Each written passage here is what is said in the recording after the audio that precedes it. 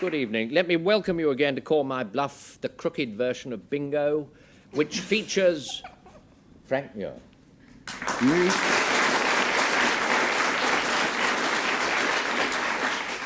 Don't get any prizes on this game either.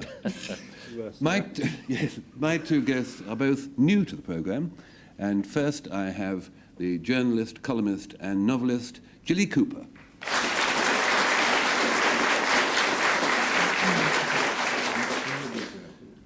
And my second has written a biography of Virginia Woolf and is a retired professor of history of art from Sussex University, Professor Quinton Bell.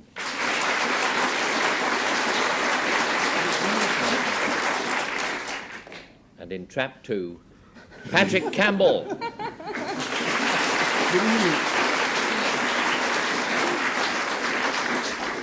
I find it almost impossible to introduce my first guest because she's got three names, and the last of them is the opposite of what she's been doing, if you follow me. But she's been playing the part, upstairs and downstairs, of Georgina, and her name is Leslie Ann Down.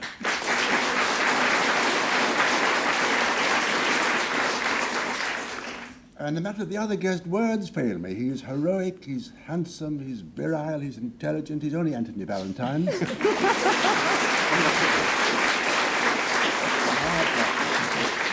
Well, that was the funny bit. Now here comes the real hard work. I ring the bell and Zinker, I don't really know. But anyway, Frank Muir and his team will define the word three different ways. Two of them are going to be false. If we follow our last record, one will be true. That's the one that Patrick and company are going to try and find out. So, Frank, what about zinc? Zinker. If one of you was a fisherman from the blunt end of the Mediterranean, we'd be sunk. But I don't think any of you are you? Because if so, you probably know this word because it's been around a long time. If you have a boat in the blunt end of the Mediterranean, you put the planks together, and put it in the water, and it sinks. So you have to stuff something in between the timbers of a ship. And what they used to stuff in there, and probably still do, is zinca, which is a mixture of one or more of these ingredients: tar, oil, black pitch, and mutton suet. And if you believe that... Whichever's the hand, do not prejudice. Now, Quentin Bell, it's your turn. Well, zinca is a kind of fish. It's a kind of fabulous fish. You probably remember it from the Arabian Nights. It's a kind of the Loch Ness monster of the Middle East.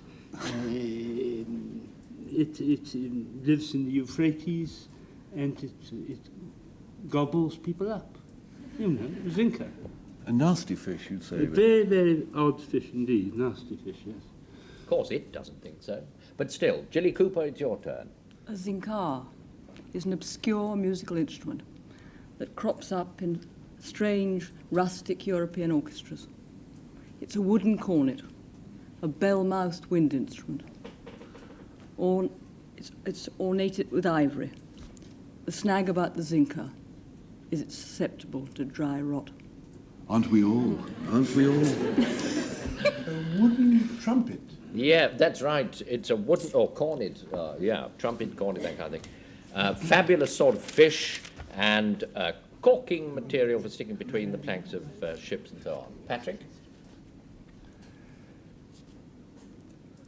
Anyone that stuffs a boat, even the blunt of the Mediterranean, with mutton fat is out of his mind, because the seawater will dissolve it instantly. But the tar might hold it together, not because they were not altogether. The awful knowledge the Professor Bell might have about the Arabian Nights is a thing I don't know anything about at all. Bit nervous of him, and nervous of everyone. I think it's Jilly's wooden cornet.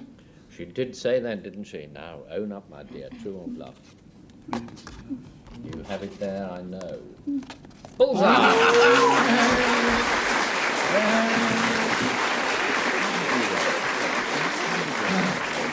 It's a wooden cornet. You wouldn't imagine it, but I dare say that's why the word was chosen. Here's another one. Thoki, I suppose. You could try hard and pronounce it some other way. Patrick. You could call it Toki. It's a kind of truly rural, a bit of old Lincolnshire dialect. Probably heard on the lips of the Lincolnshire poacher himself from time to time. Because if you're Thoki, it means you're lazy and dopey and dozy. If you're Thoki, you're in a kind of state of kind of semi-permanent hibernation, like the Lincolnshire poacher himself. All right. That's what you say. Now, Anthony Valentine. I must be careful about this. Hockey is... Think about it. Hockey is the main Gulf Stream of Japan. It's a current of warmish water flowing northwards, which keeps the northern harbours open during the winter. Hence the Hockey Yuna, which, please, which are songs of praise to the hockey sung by Japanese fishermen of those parts. Everyone liked that. I tried to clap there, madam. Leslie Ann Down. Thoki. It's a ceremonial headdress worn by senior members of the Buddhist priesthood. It's rather shaped like a toque, which was worn by the late Queen Mary, except that it's made of metal and it's got curved flaps covering the cheeks and the ears. Ceremonial headdress. Right. So they say it's a country word for slothful. It's a kind of Japanese current, a current of water, and it's a sort of helmet worn by a Buddhist. Frank. Patrick's combination of half of Snow White's dwarfs, lazy, dopey and dozy. It's embarrassing for you to have to bring those out, I would have thought. I wonder. I don't think it's the Japanese sea current. It doesn't sound very Japanese, is it? Thoki. Could be. Or this sort of upside-down coal scuttle worn by... I think it's Patrick's lazy, dozy and dopey. Well, now you did say it, didn't you, Patrick? You'll have to own up. I'm very much surprised by that.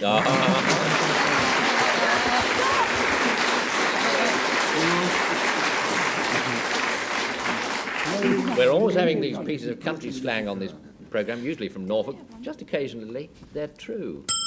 Not often, but now and again. Reeks is the next word. Oh, yes, Quentin Bell. Properly, the reeks.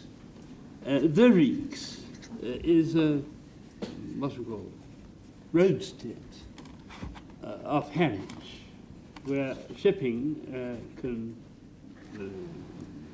do whatever shipping does in a roadstead, and it's not sheltered. It's rather blustery, but it is a roadstead all the same, and it is the reeks, not reeks. Oh, the reeks, right. Right. Ginny Cooper. Reeks is the generic name for the rubbish that accumulates at the bottom of a well. It also accumulates in stagnant water. By reeks, I mean anything, kind of rubbish, dead fish, perambulators, leaky buckets, anything that finds its way there by human or natural agency. Good heavens above it. Yeah, well, no. Let's ask Frank Muir what he has to say. You no doubt recall your Gilbert and Sullivan. I saw innocent merriment. I knew it. Of innocent merriment. It's reeks. Could we have the definition, please? Reeks are... Would you like that bit again? No, never, ever. Or shall I go on a bit from there? No. That's the definition, like we always do. Innocent merriment. Reeks are little frolics, little bits of boisterous fun. Not practical jokes. Practical jokes are a bit sadistic. They wouldn't come under that. But reeks, you could reek a game. I would say that a perfect example of an innocent, boisterous revel is Call My Bluff. Oh, not lugging that. Okay, well, this is what they say. They say that it's stuff at the bottom of a well, sort of watery detritus. It's an anchorage, fairly blustery one near Harwich, and it's a kind of frolic or prank. Anthony Valentine. We leave it all. Okay. Yes, thank you. I'm very suspicious of Jilly's rubbish down the bottom of a well, because if it's that far down, I don't really quite know what you could do about it anyway. That could be called my bluff too, couldn't it? Yes? Rubbish at the bottom of a well. Frank's, Don't knock it, Frank's Frank. little revels reeks, I think. No, I think it's got to be Quentin. I like it anyway. Right or wrong, I like the definition. Well, yes, who wouldn't? It was the anchorage, wasn't it? The road. You said that, Quentin Yes, Bell. Was the it true or was it a anchorage, bluff? Produce the Is this card. where I found... Yes, you have it. Fumble about there. You'll... I thought I came across Yes. it again. It's a Hey!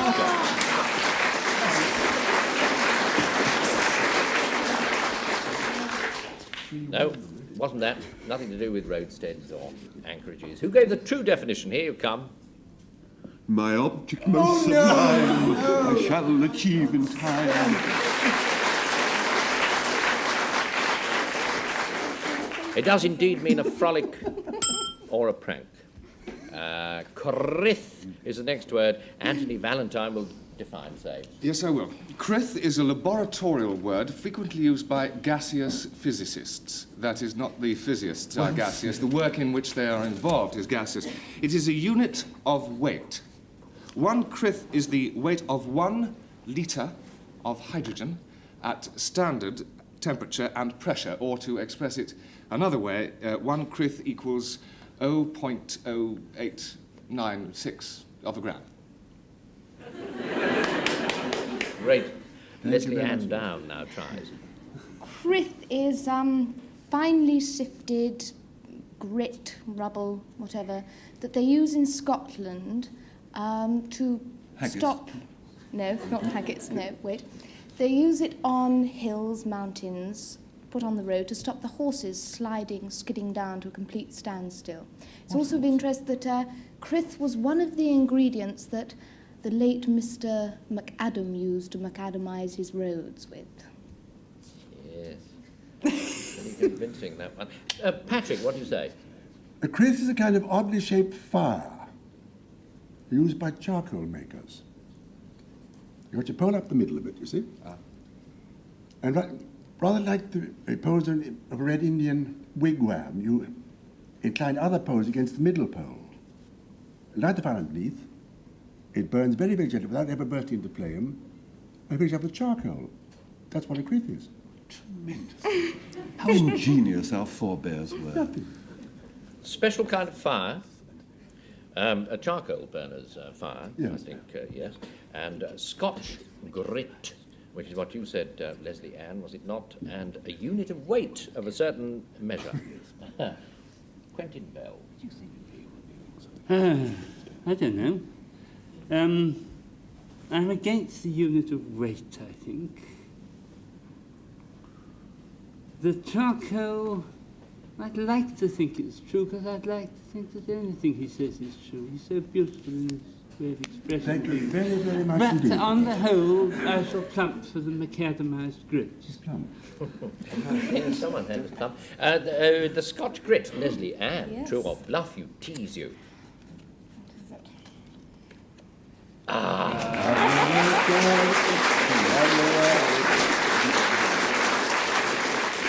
Just pulling your leg there. Who gave the true definition? Now we need to know.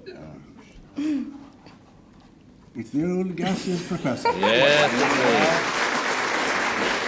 You're so indeed. A crith is a unit of weight. That was it, yes.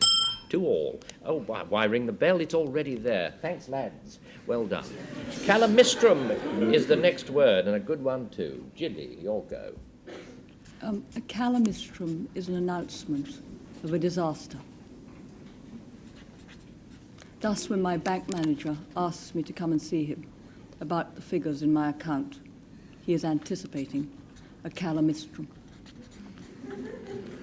Okay, now I think it's your turn, isn't it, Frank? Calamistrum is a rather interesting bit of a spider.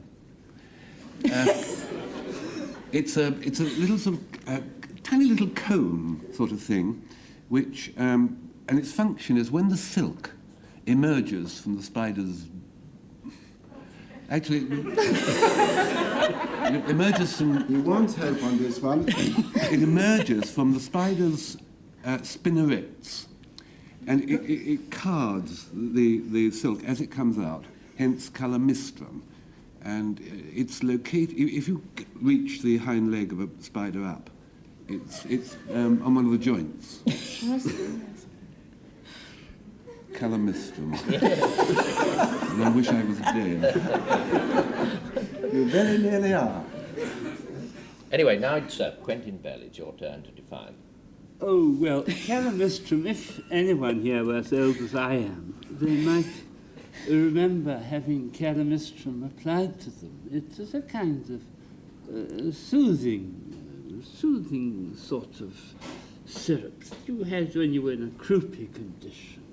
And oil of camphor, oil of cinnamon mixed in, and it made one, I don't know if it really did very good, it made one feel rather better, you know.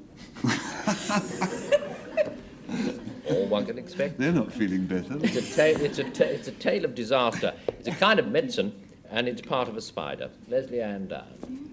I don't know at all. Up to you, girl, as usual. Yes. Well, Gillia's calamistrum. I've heard of a catastrophe at the bank, but not the calamistrum. I'm not sure about that. I don't think so. Frank was the spider. I've never held a spider up. I won't touch them, so I don't know about they're nice. the weaving. Oh, I'm sure, yes, but I don't know about the stuff that comes out of them. But it sounds right. And the professor, well, I have to take your word. The only thing I've heard is castor oil. That's the only medicine I've ever heard of. Not very good for the crew. Not calamistrum. It sounds awful. I don't know. I think Have a little it's woman's intuition. Frank's. Frank, who I spoke think- of the spider I so think- affectingly. True or bluff? Would you like to change your mind? No.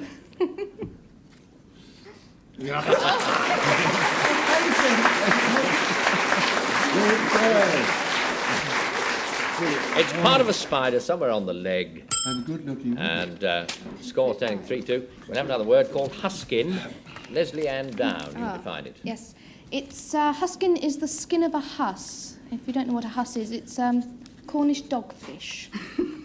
It's in texture. It's like an emery board, number 4, sort of spiky, and I think that's probably why Fletchers used it to polish their oars and things. Oars? Arrows, rather Fletcher's more. made arrows. Yes, I think it is. How do you know? I think it's arrows. I knew a Mr. Fletcher who made an Yes. arrow. Oh, I see. Yes, of course. Yes, But it's. on a Saturday, they might well turn their craft to making an oar. I mean, you never But know. you'd never get it up in the air, would you? Well, with a big enough bow. Yes, I suppose Don't so, Yes, quite. Yeah, Patrick, it's your turn. May I speak? Have I a go. really speak, can I? Briefly. If you want to take a horse or a cow to sea, not just for a shilling sick around the bay, but you want the horse to be. Say you've got a horse on an island, right? Or a cow. I want to get it off the island onto the mainland. But then that's when you want your huskin, which is a wide canvas strap. It goes round the horse's belly or the cow's, well, thing. And you strap it to the deck head, and it prevents the animal rolling about in heavy weather. That's useful, isn't it? Okay. Must Now, remember. Anthony tells us. A huskin was a species of, I wish you wouldn't look at me like that, Frank, was a species of 15th century heretic who was strongly disapproved of by the Pope. He was a follower or disciple of John Huss, an outspoken speaker and a prototype Protestant who preached much anti-Pope propaganda from his pulpit. Strange to relate, which was in Preston, Bohemia, his pulpit in Bohemia, a huskin. So it's a kind of fish skin with which they rub down oars. It's a follower of the man Huss, and it's a kind of a harness for horses and cows and so on. Now, Julie Cooper, choose. San Franciscan or Patty? Just do that. I'm worried about this skin of a husk, Worried about all three. which sounds marvellously sort of too obvious to be true, but I'm still worried about it. And I'm also worried about this thing that keeps cows and things in place. And rightly. No, wait a minute, I forgot. What was the other one? The harness? was- No, you've done Huss. And It was a load of The rubbish follower about of the Huss 15th that century. Anthony said. yes, 15th 15th century century. heretic. Kind of a Protestant. Anti-Pope Yes, I was propaganda. worried about Bohemia because I don't think that was a place, was it? Oh. I don't think so. I think it was Paddy. You think it was Patrick? No, I've got to remind Well, you. him- Yes, you spoke about you choosing the harness and so forth. Yeah, Patrick, true or bluff? A black lie, of course.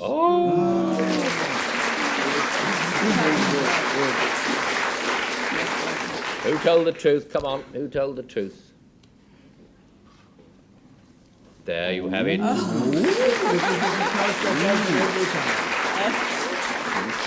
Huskin is a follower of Mr. or was a follower of Mr. Huss. And the next word is ratar. And Frank, is your turn. Right, this is a terribly boring one, so I'll bash through it fairly quickly. Rata is the name of the indigo crop in southern India, and it's the winter one because there are two of them, and there's another one called the cabby in the summer, which is inferior. That's all. Yes, That's all. Let's get off it quick. it's all It's true. protein that. They're all to the point. Quentin Bell. Oh, rata is a thing used by gold miners when they're prospecting for gold and silver, and they put the ore that they find inside and shake it about. And if it's gold, it shakes one way. If it isn't, that's where it shakes the other. Something like that. Scientific method. Used by gold prospectors. Yes. Now, Gilly, your turn. Ratar, which should have exclamation mark, is actually the drayman's instruction to his horse to turn right. Ratar. I should like to be able to tell you what the contrary command to turn left is, but with maddening negligence, the Oxford Dictionary doesn't put it in. Oh, the rotters.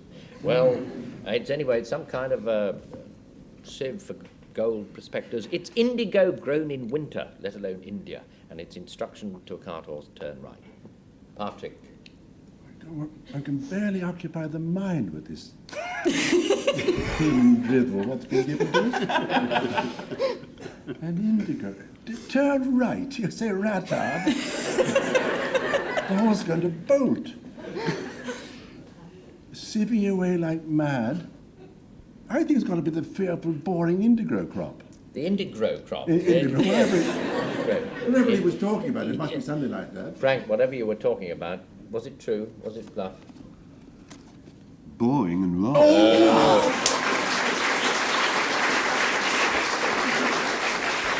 No, twant that. Who gave the true definition? Someone must have done. It's there. It's there. Gold prospector's sieve. You have to have them if you're a gold prospector. Now we have this word Massimore, and it's Patrick to tell us about it. The Massimore is an Oxfordshire folk dance. It's folk dance. You have a goody who's dressed all in black, and he kind of tends to attack a bunch of lads who are dressed all in red. And what should this bunch of lads be representing but a horde of Roman Catholic cardinals? And they all dance the Massimore together. No. Keeps them off the street corners, I dare say. Anthony, your turn. Massimore is a verb.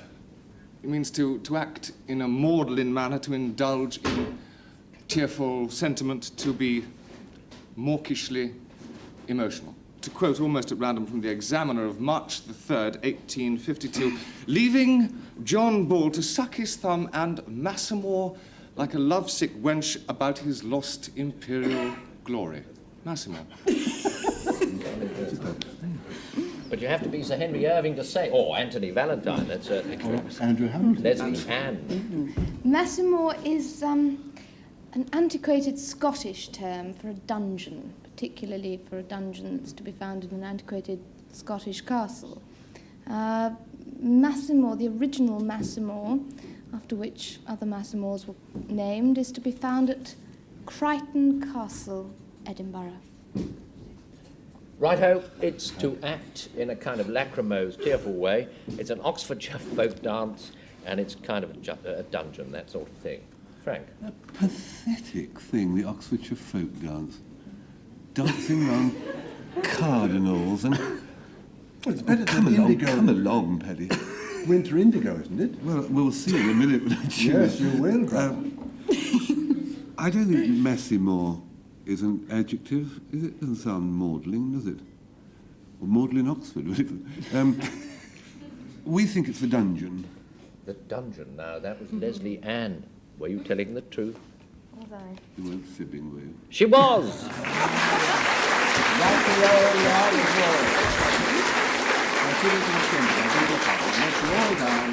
This is what makes it worthwhile to be sitting here between them both. 4 all and 1 to go. There's a breathless hush. Fullock we have next, and it's Quentin Bell to tell us about it.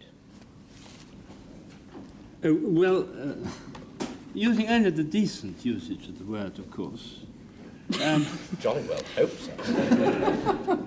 Well, a Fullock, I'm sorry, I shouldn't say a Fullock, two Fullock, is to remove the gills of a fish.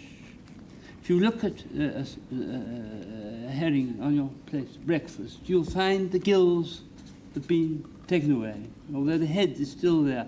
And this process of removing the gills is called fullocking. Yes, it figures. It figures. Jilly Cooper.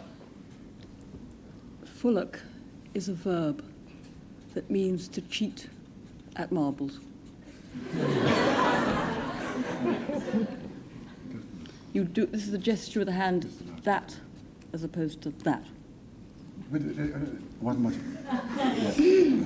When you play marbles, you're supposed to do that. Yes. And Fullocks stick they jerk the thumb round and do that. This one. Absolutely, yes, quite so.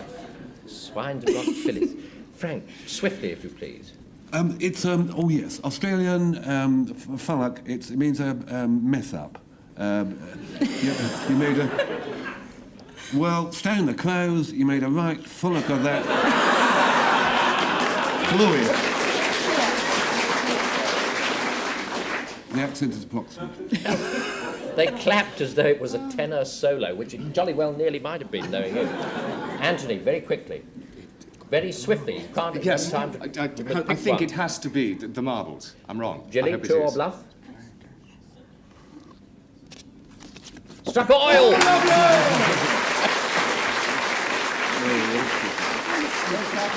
So there you have it. It really does mean, to Fullock, really does mean to cheat at marbles in precisely the way that Jilly Cooper told you. And now the score's standing, oh, what a whisker between them at 5-4. I declare that by that very whisker, Patrick Campbell's team has won. Well done to